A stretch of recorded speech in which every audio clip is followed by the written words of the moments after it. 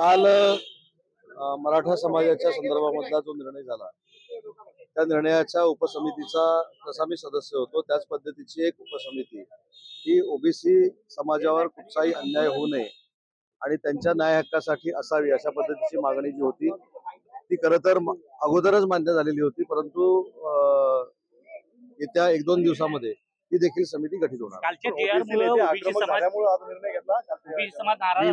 मी वाक्य पहिलंच असं बोललो साहेब, तुम्ही विचारायच्या अगोदर की ही समिती गठीत करण्याचा निर्णय हा मागच्याच कॅबिनेटमध्ये घेण्यात आलेला होता. आज त्याची परिपूर्तता होते. ओबीसी नेते हा पूर्ण अधिकार माननीय मुख्यमंत्री आणि माननीय उपमुख्यमंत्र्यांच्या संघाने होतो. त्याच्यामुळे त्याचे अध्यक्ष कोण असणार आहेत, त्याच्यामध्ये सदस्य कोण असणार त्याची मला कल्पना नाही. भुजबळांनी आज कॅबिनेटवरती बहिष्कार टाकला, निघून गेले. त्याच्यावरती काही भुजबळ साहेब हे मंत्रिमंडळातील ज्येष्ठ आमचे सहकारी आहेत. ते मंत्रिमंडळ बैठकीला का नव्हते याची मला अजिबात कल्पना नाही. त्यांच्याशी चर्चा करून मी नक्की तुम्हाला सांगेन. काल जो जी.आर. काढण्यात आलेला होता तो बीडमध्ये जाण्यात आलेला आहे, त्यावर तुम्ही काय शासनानं मला असं वाटतं की ट्रान्सपरन्सी ठेवून तो जी.आर. काढलेला आहे. महाराष्ट्र राज्यातला कुठचाही वंचित घटक हा त्याच्या न्याय हक्कापासून दूर राहू नये यासाठी हा काढलेला जी.आर. होता.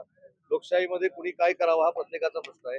त्याच्यामुळे कुठच्याही जाती धर्मावर अन्याय न होता तो जी.आर. काढण्याचा निर्णय शासनाच्या वतीनं उपसमितीने घेतलेला होता. त्याच्यामुळे जे आंदोलन करतायत ते कशासाठी करतायत हे समजून घेतलं.